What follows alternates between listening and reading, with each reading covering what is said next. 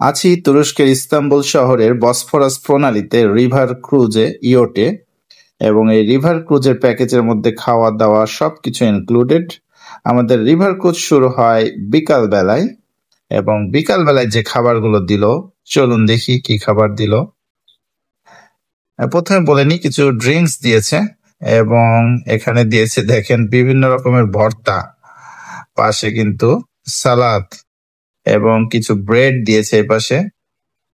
তো আমরা দুইজন দুই রকমের ড্রিঙ্কস নিয়েছি, একজন নিয়েছি লেমন, একজন নিয়েছি অরেঞ্জ, ড্রিঙ্কস না আসলে জুস, এবং এর সাথে কিন্তু একটা রোলও দিয়েছে খেতে।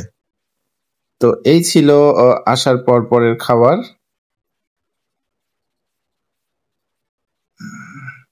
এই যে দেখেন আমাদের খাবারের জায়গা থেকে বসফরাস প্রণালী এবং ইস্তাম্বুল শহর দেখা যাচ্ছে।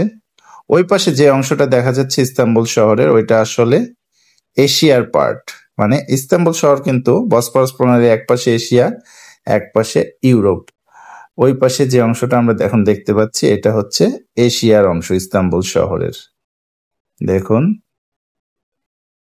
তুরস্কের পতাকা উঠছে, ওইদিকে কামলিকা মসজিদ, এবং এখানে কিন্তু বসফরাস ব্রিজ দেখা যাচ্ছে। তো সন্ধ্যা হয়ে গেল ইয়োটে ঘুরতে ঘুরতে, এবং দেখুন সন্ধ্যার প্রকৃতি। সন্ধ্যাবেলায় কিন্তু ইয়োটের ভিতরে শুরু হয়ে গেল বিভিন্ন রকমের বাদ্যযন্ত্র, নাচ গান, বেলি ড্যান্স, এবং এরই সাথে মুখরোচক খাবার।